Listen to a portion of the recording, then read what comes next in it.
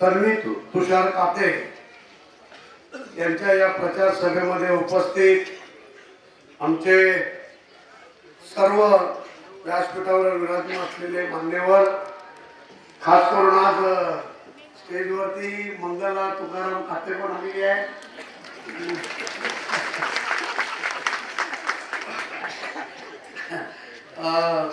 आमचे सचिन शिंदे, रवी महाडिक, सूर्याजी सोनवणे, हेमंत झाला, मीनाक्षी देशमुख, विजय देसाई, योगेश पाटील, राजेंद्र शेवाळे, राजाराम मोरे, आमचे विलास पराडकर, आमचे शशी पोटे आणि महेश सावंत आणि आपल्या उमेदवार तन्वी तुषार काते. आज म्हणजे परंपरेनुसार खारदेव नगरला ही जाहीर सभा होत आहे. मी आमचे बंधू तर आहेच, परंतु माझ्या भगिनी एवढ्या मोठ्या प्रमाणात आल्या की तुम्हाला खूप खूप धन्यवाद देतो की आपला कामधंदा सोडून ह्या जाहीर मिटिंगला आपण आला, त्याबद्दल धन्यवाद. बरोबर ना? आणि SRA साठीच मला इथे आपण निवडून दिलं हेही मला चांगलं माहिती आहे. मला तुम्ही प्रचंड बहुमताने निवडून दिले फक्त आणि फक्त SRA साठी.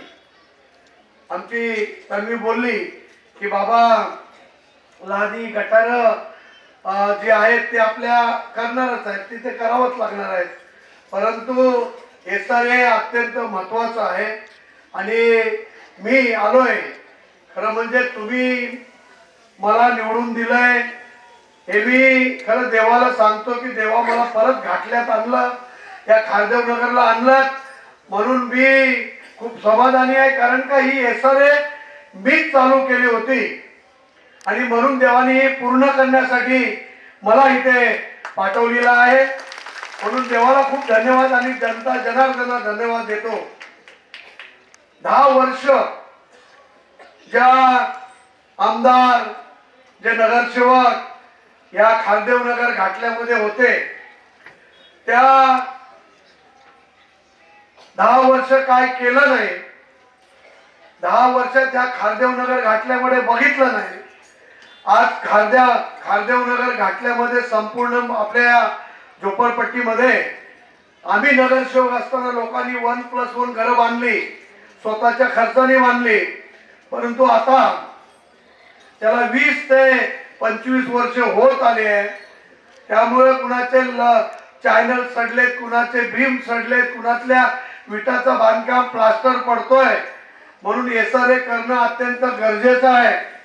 काल या ठिकाणी आमचे माननीय महाराष्ट्र राज्याचे उपमुख्यमंत्री, तुमचा लाडका भाऊ एकनाथ शिंदे आपल्या नाक्यावरती येऊन गेले, सावले नाक्यावरती येऊन गेले. त्यांनी मला सांगितलं की तुकाराम काय परिस्थिती आहे. ते साहेब बोला नागपूरला तुम्हाला नागपूरच्या अधिवेशन मध्ये सर्व गोष्टी सांगितल्या आहेत. इथे 45 एकर जमीन आहे आणि 45 एकर मध्ये 13,000 झोपड्या इथे आहेत. त्यामध्ये दुकानं, त्यामध्ये घरं, ही सर्व एकत्र 13 ते 14,000 मध्ये आहेत. साहेबांनी विचारलं मग काय आहे, तर हा बिल्डर आमचा जो आहे तो बिल्डर काय काम करत नाही. आता इथे बाजूला 160 खोल्या खाली केल्या, 160 खोल्या खाली केल्या आणि तिथली जी आमची ओम आशा किरण सोसायटी जी आहे, तिथले आमचे जे कमिटी मेंबर आहेत त्यांनी त्या बिल्डरला सांगितलं की 2 वर्षाचं भाडं भर, फक्त तू 2 वर्षाचं भाडं भर. फक्त 6 महिन्याचं भाडं दिलंय आणि गपचूप बसलाय, लोकांनी घर खाली केलेले आहेत. असं जर हा बिल्डर करत राहिला तर तुम्हाला सांगतो आपलं खाया एवढा मोठा खारदेव नगर 13 ते 14,000 झोपड्या आहे. ओलांडून आज 20 वर्ष होत आली. 20 वर्षामध्ये या झोपडपट्टीचा काय कायापालट झाला नाही आणि फक्त 160 खोल्या खाली केल्या. ते पण माननीय एकनाथ शिंदे साहेबांनी एन्व्हायरमेंट मध्ये काही गडबड होती, ती गडबड काढली म्हणून ते 160 खोल्या खाली करायला मिळाल्या. तिथे तो 10 बिल्डिंग बांधणार आहे. 10 बिल्डिंग बनवून 1000 लोकांसाठी 1000 लोकांसाठी तिथे घर बांधण्यासाठी त्यांनी कबूल केलं होतं. कबूल केलंय, सर्व केलंय, पण लोकांनी खाली केलं. त्यांना भाडं तरी दे, भाडं पण देत नाहीये. म्हणून शिंदे साहेबांनी मी स्पष्ट सांगितलंय की शिंदे साहेब, जसं तुम्ही रमाबाई कॉलनीमध्ये बिल्डर काम करत नव्हता, तिथे आपण MMRDला ती सर्व कॉलनी दिलीत. तिथे 20,000 झोपड्या आहेत. 1-2 नाही, 20,000 झोपड्या आहेत. तिथे कामं पण चालू झाली. तशीच माझी तुम्हाला सांगणं आहे, शिंदे साहेबांना आव्हान आहे, तुम्ही पण हा बिल्डर बघा काय करतो नाही करतो. नाहीतर आपण सरकार मान्य जी MMRD आहे त्या MMRDला हा सर्व खारदेनगर घाटला आपण द्या, म्हणजे ते लवकर करतील तरी. कारण का हा बिल्डर आहे ना, गांडू आहे, गांडू. खरं सांगतो, गांडू आहे. काय करायची हिंमत नाहीये. फक्त 160 खोल्या खाली केल्या, त्या पण आम्ही जबरदस्ती केलं. ती ओम आशा किरणचे कमिटी मेंबर एकदम तुटून पडले होते, म्हणून तेवढं तरी काम झालं. ते त्यांना भाडं तरी द्यायला पाहिजे ना. त्या आमच्या भरोश्यावरती आणि त्या कमिटीच्या भरोश्यावरती त्यांनी घर सोडलंय. त्या घराचं भाडं द्यायला पाहिजे का नको? तर घराचं भाडं जर तू देत नसेल तर मग शिंदे साहेबांना मी सांगेन की शिंदे साहेब ह्या बिल्डरला हकला इथून आणि चांगला MMRDची कंपनी जी आहे त्या कंपनीला आपण द्या, असं मी शिंदे साहेबांना सांगतो. कारण का आज शिंदे साहेब गृहनिर्माण मंत्री आहेत. SRA त्यांच्या ताब्यात आहे आणि SRA त्यांच्या ताब्यात असल्यानंतर ते निर्णय घेऊ शकतात. जसं त्यांनी आपल्या रमाबाई कॉलनीमध्ये केलं तसं या खारदेवनगरमध्ये करायला काही हरकत नाही. एक बिल्डर तिकडचा जो आमच्या खारदेव गृहनिर्माण संस्थेचा जो हेमंत बापरा होता तो पळाला, तो सोडून गेला. 1100 झोपड्या आहेत, सर्व तयार आहेत, परंतु त्यांनी काम केलं नाही. तेही शिंदे साहेबांना सांगितलंय की शिंदे साहेब आपण त्याही लोकांसाठी आपण काहीतरी करायला पाहिजे असं शिंदे साहेबांना सांगितलं. मोठा प्रश्न आहे आमच्या या बैठ्या चाळीच्या.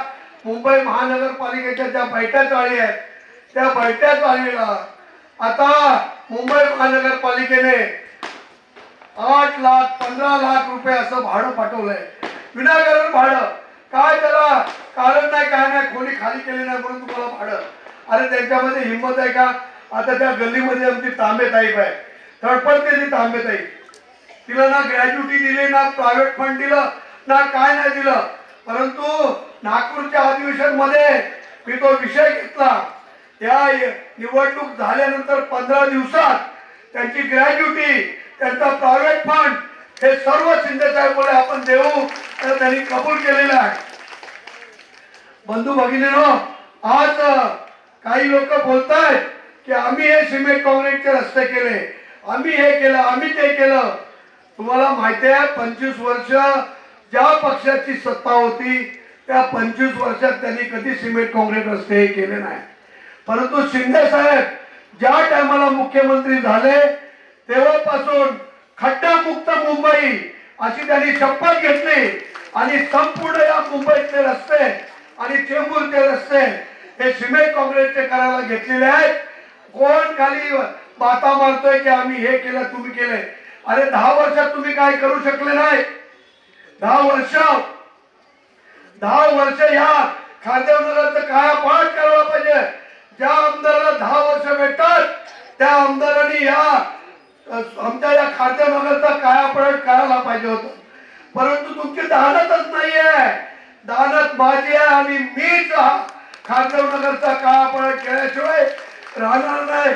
बंधू भगिनींनो, वेळ खूप कमी आहे. मी सर्वांना आव्हान करतो की परत एकदा आमच्या तन्वी तुषार कातेना आपण प्रचंड बहुमताने निवडून द्या. आपण या खारदेवनगरचा कायापालट केल्याशिवाय राहणार नाही. धन्यवाद. जय हिंद, जय महाराष्ट्र.